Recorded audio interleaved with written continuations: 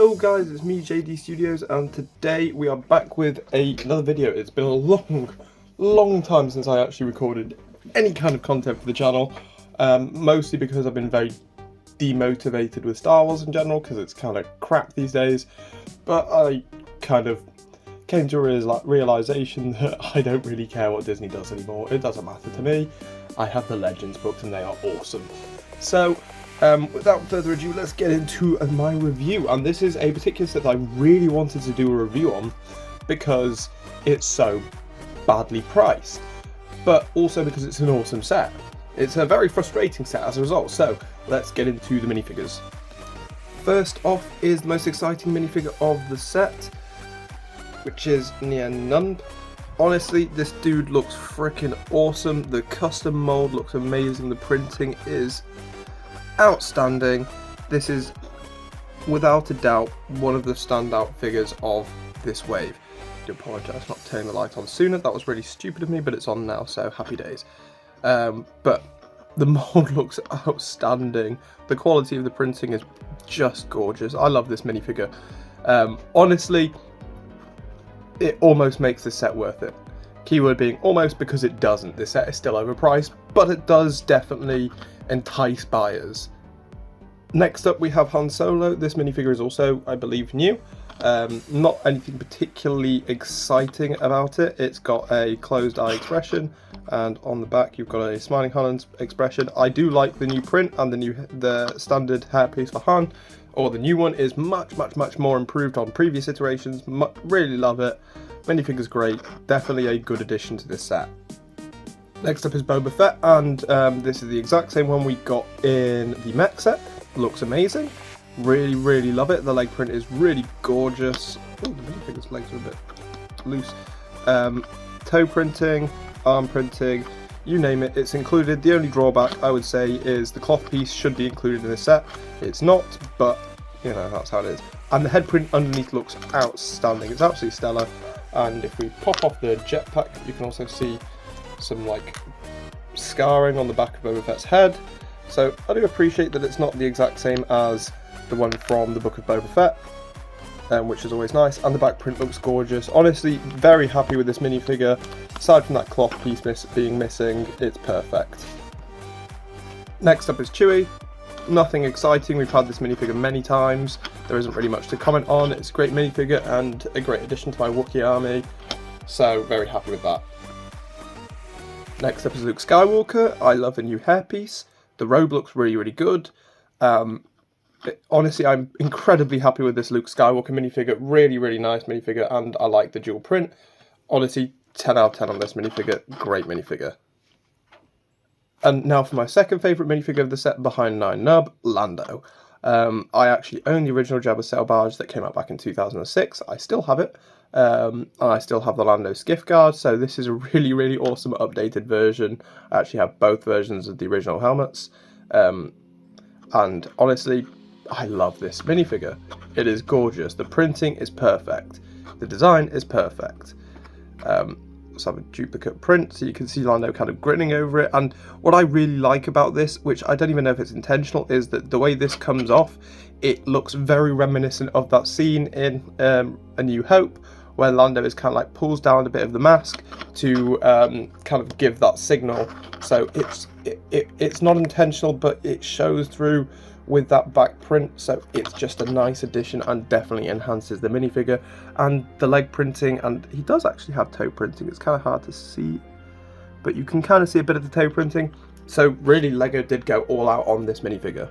Okay, so now we've got our minifigures out of the way, it's time to talk about the main part of this, which is the Sarlacc pit and the desert skiff. So the Sarlacc pit is actually the main build, which is really stupid in my opinion. This should not be this big, and that really is what it comes down to. This set is way larger than it needs to be. It is like, this build is enormous. It's four bags in the entire build out of 6 is just this. Like, it's a side build that is the main build, and nobody wants it to be this big. I don't care whether it's meant to go alongside a UCS set or what. It's too big, in my opinion at least. And honestly, it doesn't look as good as previous iterations. The most recent one before this, I believe, was 2021, and that is one of my favourite Sarlacc pits. I think it does the job perfectly. You've got all the awesome tentacles. In fact, it has more than this, I believe.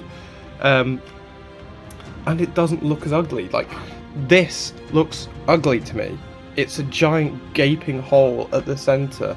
And it just doesn't do it for me. I think that the small downscale has worked well for the Sarlacc pit over the years and continues to work well. It doesn't, and why this set is such a disappointment to me is because this doesn't work. This is too big. It's too much going on in here. It's unnecessary, and it's jacked up the price significantly for no reason. I would much rather this be the side build, like it should be. Anyway, going on over to the Desert Skiff, this part is what I bought the set for, aside from the minifigures, obviously, and I love it. It's a gorgeous build. Like, let's take a full look at it from every angle. Like, the front looks really nice, the side, oh, and look at that back, the little engine details. It's just such a nice addition, and using these hats from minifigure hats as just greebling on the side, it just adds so much detail that you don't really think you want, but like the moment you see it, you're like, actually, I do want it. Now, there is plenty of space on this, which is great. You can actually fit all the minifigures in here, which is amazing. I love it when a set does that. Have to remove Lando's spear to actually show that off, but I can't be bothered. You also get this that opens up so you can get better access to the interior. It's not really necessary, to be honest, having this hinge piece, but it's a nice addition. It doesn't open all the way, but it does open enough to kind of get some playability and put some minifigures on there if you need, but because it's completely open at the top, you can already do that. This bit is also something new. So in the last iteration, this was a storage area. This is just now smaller to allow for more minifigure storage. Now, I like that. I do appreciate that. But at the same time, I did enjoy that little storage bit. Now, it also has the plank, the traditional plank that Luke walks, which is really nice. You can't, like, because it's tiled out, you can't actually, like, leave Luke, put Luke on there and him stay on there. But I still appreciate it nonetheless, and I like the tiled bit because it looks cleaner. So I do appreciate that, and because of this tiled bit, you have a lot more leeway with how you position your minifigures and where, which is really awesome. So you can actually fit all 5 of these comfortably onto the Desert Skiff, which is a lovely, lovely aspect to it. It also comes with these translucent stands, which is very nice, which can be removed at will. So you can just have the Desert Skiff over the Sarlacc pit or on the side, which is very nice. It does work. They do work well together, but the fundamental problem with this set is that it is way more expensive than it should be. My biggest advice to you is, under no circumstances, for any reason, I don't care how much you want this set, I don't care how cool you think the set is, you are not to buy it at full price, because there are 2 reasons for that. 1, the price is disgusting. I don't care if you have the disposable income or not. Just don't. Be responsible, have some self-respect, and spend what your money is worth, not what gives you immediate gratification. Which obviously sounds very hypocritical coming from someone reviewing the set in hand, but I did not pay full price for this. I refused to pay full price for this. I set in my head how much I wanted to pay for this. I was like, £50 or less is how much I'm willing to cough up for this. And that's how much I paid. I paid just under 50 quid, which is how much I think this set is worth. Especially when you're comparing it to the previous iteration, which was £35 back in 2021, adjusted for inflation. That's not even 50 quid, that's like 45 or something like that. So even adjusting for inflation from the previous one, this is a horrible deal and you are getting screwed badly on it. So don't buy it. Now, a few more things I wanted to bring up before I finish off this review is the build experience. Really enjoyable build experience. You get 6 bags in total, 4 for this, 2 for this, which is kind of stupid. This is the main build, this is the side build, but the side build gets more on it. Weird. But yeah, that's just how it is, I guess. It is split up into 2 instruction booklets, so bags 1 to 4 covers the Sarlacc pit, 5 to 6 covers this, and you get a minifigure in every bag, so there's something to enjoy about every single bag, which I enjoy. And it does mean that if you wanted to build this with somebody else, it's the perfect set for doing that, because you have those 2 separate instruction booklets with 2 distinctive builds, so it's something for everybody to do, which I love. It also uses paper bags. Nice to see those finally being rolled out, and it does make my life easier. I don't really keep boxes, I tend to just recycle them, so it makes my life a lot easier when I can just dump all of my bags into the box and recycle it like normal. Because normally I would just dump the plastic bags in there for storage whilst I'm building it, and then at the end of it I will have to then throw out the recycling, separate the bags and everything, which is a pain in the ass.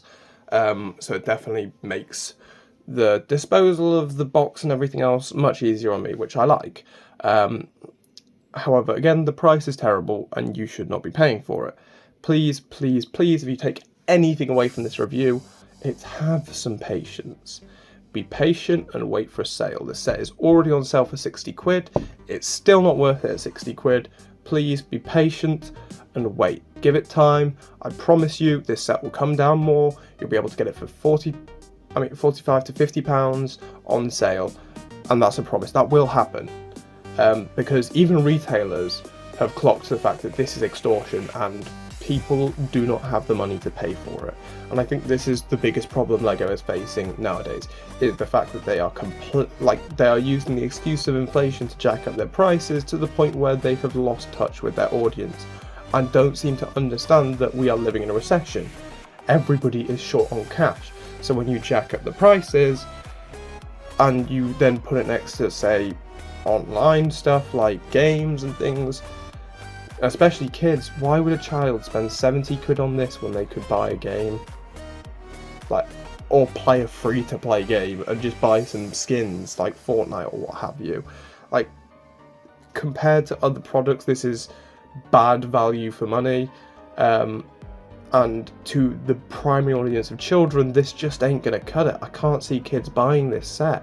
Yeah, maybe a wealthy parent or cousin or what have you will buy it for them, but no kid is ever going to go to the LEGO store and pick this set out.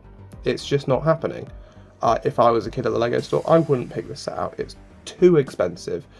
And to think that I bought my original Jabba Sail Barge from 2006 for 60 quid. £10 less than this set, and I got a sail barge, a Sarlacc pit, and a desert skiff. It doesn't make sense to me, and I'm not going to buy into that. It's not going to fly with me anymore. So LEGO, fix your prices, stop being greedy sods, and to the fan community, stop buying this stuff at the full price. You're only encouraging it. Everybody who buys the set at full price is telling LEGO with their wallets, yes, this is okay, I will pay these prices, and you are setting a bad precedent for the rest of the community. You are raising the prices for everybody else because you can't be patient. And I'm telling you now, it might be difficult for the first wave, but it gets a lot easier very, very quickly. Because, especially if you're like a wave behind on everything, because you're waiting for the sales, it just means that after the first year, when everybody else is buying up the new sets, you'll just be buying up last year's sets on sale for a better price. So be patient. Anyway guys, I hope you enjoyed the video. Leave a like if you did, don't forget to subscribe and all that good stuff if you can be bothered. Honestly, don't blame me if you can't be bothered, it's I'll see you guys next time. Bye for now.